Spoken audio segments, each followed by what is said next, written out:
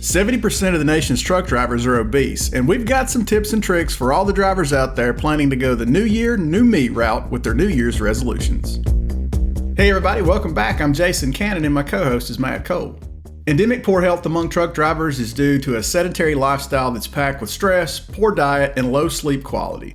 The average life expectancy of a truck driver is just 61 years old. Truckers also have twice the rates of heart disease and depression compared to the average U.S. worker, and 2 times higher rates of diabetes than the general population. Getting healthy will be a popular goal in a couple weeks when we turn the page to 2026, but it's easy to set yourself up for failure when the process includes completely reinventing your entire way of life. Success is about making small but meaningful adjustments and refining those adjustments along the way.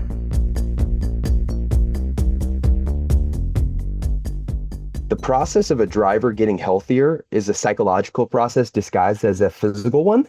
And I think the mindset that a lot of drivers go into, and I think it's even multiplied during the new year, is I'm going to start this 30-day diet. I'm going hard. I'm flipping everything upside down. I'm making all these lifestyle changes, going in the pantry, throwing all the Snickers and Twinkies away. And I'm only eating fruits and vegetables for the next 30 days. And they go into it from a perspective that's unrealistic and is setting them up to fail. And in general, our culture, this is outside of just trucking, but our culture in general is like these fad diets that are, unrealistic. The timeline is 30 days instead of the next 30 years of your life. And what I would really, push a driver to say is I think January 1 is a great time to get started. Right? It's a great time to say, all right, if I've got a fresh calendar, I'm going to start this year, but go into it with the mindset of, hey, I'm going to do this for the rest of my life. I'm going to do this for the next 30 years of my life,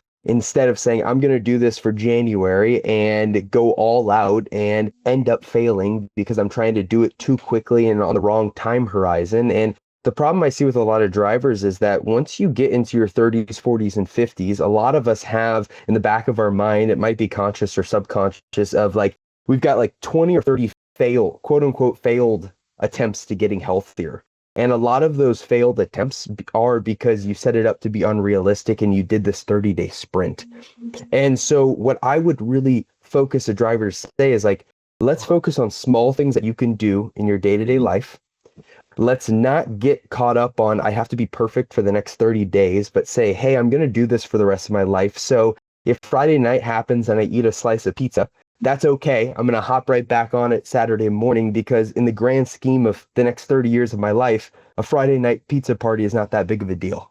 And so from there, with that mindset, what I would tell drivers is like, just go through the average day of your life. Start in the morning from when you wake up and just kind of think through what you eat, what you drink, the environment you find yourself in, the activities from like a physical movement perspective, and just like make a mental note of it or even write it down. And every single person who's a truck driver, if you can go get your CDL, you are smart enough, you know what is healthy and what isn't healthy. There's probably 5 or 6 things that you can recognize on your own, and you don't have to be a health expert, that you're like, okay, I should probably not have a 64-ounce Mountain Dew sitting in my cup holder every day when I'm driving, and maybe I should find a 0-calorie option, or maybe I should drink water, right?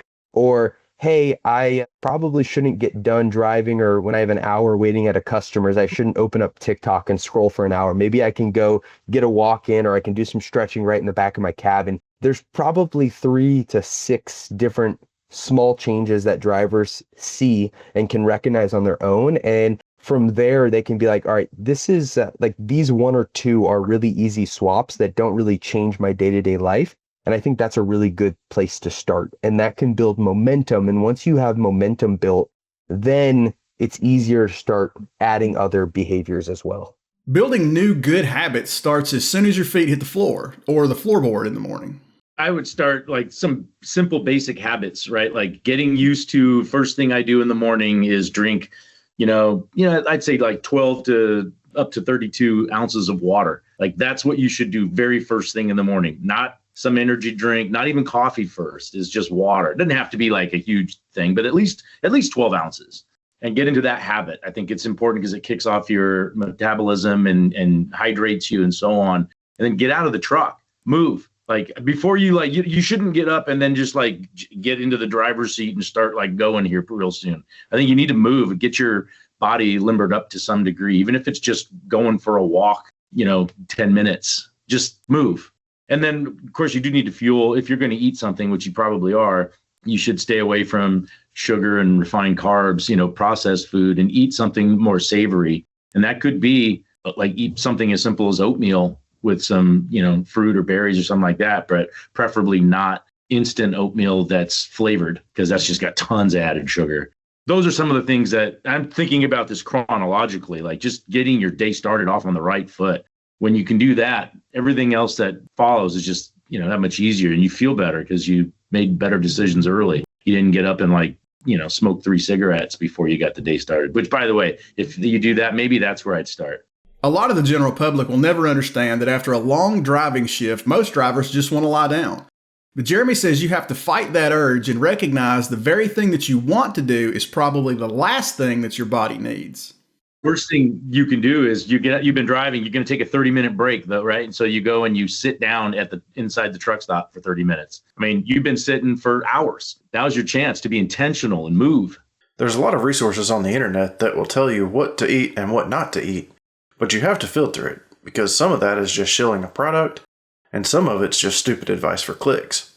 There's no shortage of influencers who will argue you shouldn't eat something like a banana, which is packed with antioxidants, essential nutrients, fiber, and vitamins, because it also has some sugar. You can always start with real human food, right? Yeah. Anything that's processed, let's put that as on the back burner. Let's focus on the things that actually come from the earth, because that was designed for humans to consume and other animals to consume. So like the banana thing, yeah, there may be a different fruit that is better in certain categories, but fruit in general is going to be a much healthier alternative, especially when you combine it. Like one of my favorite snacks, I take a banana and I've got either could be pistachios, could be cashews, some nuts, or even almond butter, because my daughter's allergic to peanuts, so we don't have peanuts in the house. That's an awesome snack. And from a caloric and nutrition standpoint, it's very satiating, plenty of protein, plenty of fiber, plenty of nutrients, micronutrients that are super beneficial to your body, to your gut as well. And you're not hungry in an hour. You know what I mean? You don't eat too much of it. And even if you did, nobody's getting fat eating, bananas or watermelon. That's not how it works. It's eating the processed food, the refined grains that have zero nutritional quality to it. Those are the things that are causing so many of our metabolic issues. It is frustrating on social media that the content out there is you open up and you scroll for 5 minutes and there's 12 different diets that is supposed to be the ideal one for the human population, and then they all contradict each other. And what I would recommend is focus on the basics, right? Most truck drivers out there are not trying to become Arnold Schwarzenegger, right? They're trying to lose 5 to 10 to 15 pounds, have more energy, and be able to play with their kids or grandkids. And to do that is exactly what Jeremy said, is eat more fruits and vegetables. I think leading with protein is a great option. And it's something that, especially as drivers are getting older, it is, really good to eat more protein and move more, because it reduces the likelihood of you losing your muscle mass and decreasing your quality of life and being able to get in and out of the truck and do the activities you like to do outside of the truck as well. But, focusing on the basics of, you're not going to go wrong with not drinking your calories, eating fruits and vegetables, and eating lean protein at every single meal. If you're a driver who prefers to lean on advice, Project 61 is a good place to start. At project61.org, you'll find lots of recommended books, and you'll find some additional helpful content in the Project 61 app. Now, if you choose to pick a different resource, that's great. Just make sure that you pick one that suits your lifestyle and your dietary preferences. And if it sounds crazy, no matter how jacked and fit the person pitching it looks, it's probably crazy. Any of these types of diets, I think what's important is it sustainable?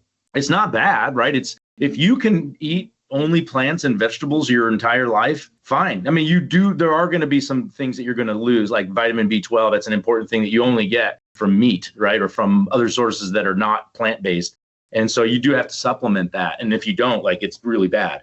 But other than that, whether it's a Mediterranean diet or any of these sorts of things, at the end of the day, they're all healthy. They're all based on real human food, and so they're all, super sustainable.